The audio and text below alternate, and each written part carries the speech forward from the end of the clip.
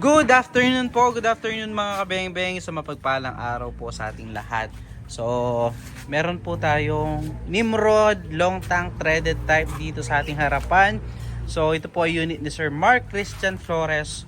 Sir, ito na yung unit mo, sir. So, i-grouping test po natin ito bago natin ipadala syempre mga kabeng-beng. So, from Nueva Ecija po mga kabeng-beng. So, papadala natin sa Nueva Ecija after natin ma-test na okay yung unit, no? So, naka-BSA black powder 4x16x44. As usual po, yung mga Nimrod, 1 cack lang po yan. Pero nasa pinakamalakas na palo po sila. Then, pure steel barrel po yung mga Nimrod. Up to more than 10 plus or more than 10 shots mga kabeng-beng kada refill. Kaya nilalagay natin ng tangke para dire-diretso po yung ating pagsisiro para makuha natin pinaka-zero talaga.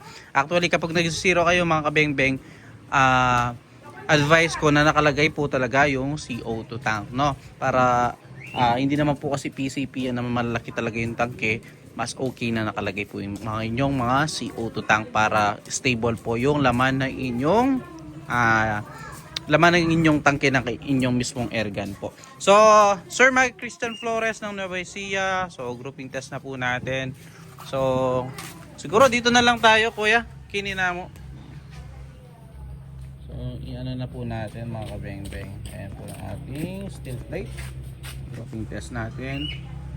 So, using meter pellets po, undersized and sorted straight from the box ng mga bala.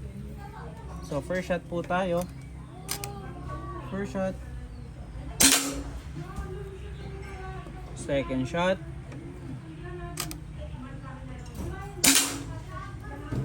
Third shot po. Lang.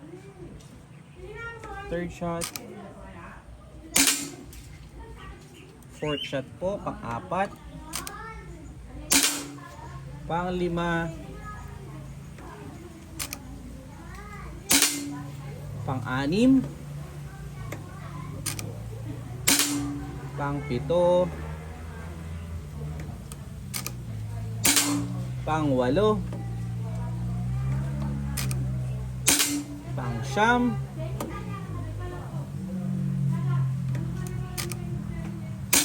At pang-sampu.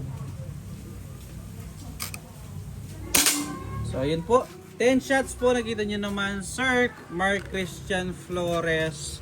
So, okay na okay po ang inyong unit. Nakita nyo naman na grouping test natin na maayos. So, ayun po. Puntahan natin yung ating naging groupings. No. 10 shots.